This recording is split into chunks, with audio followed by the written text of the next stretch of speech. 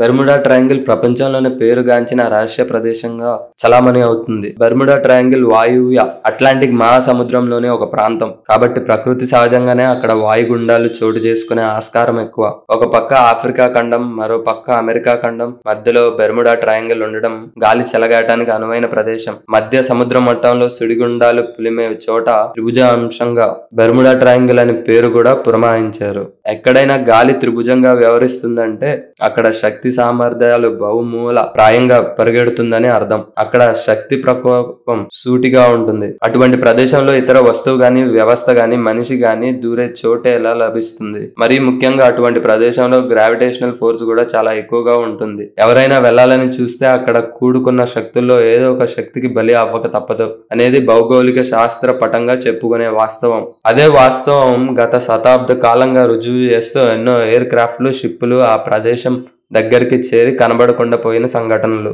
శాస్త్రీయ కోణంగా ఆలోచించకుండా, అన్వేషించకుండా దాన్ని ఒక రహస్య శక్తి పెకలింపుగా కథలు రాయడం సరికాదని ఒక వర్గం వారి వాదన. నిజానికి అక్కడ అంతు తెలియని నిధులు, నిక్షేపాలు ఉన్నాయని, అక్కడ ఎవరూ చూడని మరో ప్రపంచమే దాగి ఉందని అదే వర్గం వారి వాదన.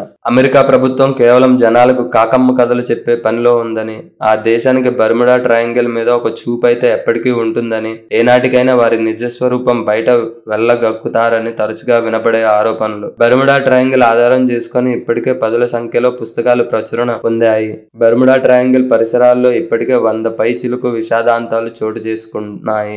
ఏది నిజం, ఏది అబద్ధం అనేది ఏ రచన ఒక సంక్లిప్తత ఇవ్వలేదు. ట్రెజర్ అండ్ అమ్యూజ్మెంట్ పార్కులు ఉంటాయి అనుకోవడం కోదూరం భ్రమే కావచ్చు, కానీ దీర్ఘకాలిక భవిష్యత్ చరిత్ర గ్రంథాల్లో ఏమైనా సంభవించవచ్చు. ఎంతటి ఆశ్చర్య వాంఛనీయత అయినా చోటు చేసుకోవచ్చు. అసలు ఆ నిజం ఏంటనేది కాలక్రమణకు వదిలేసి చూడాలి.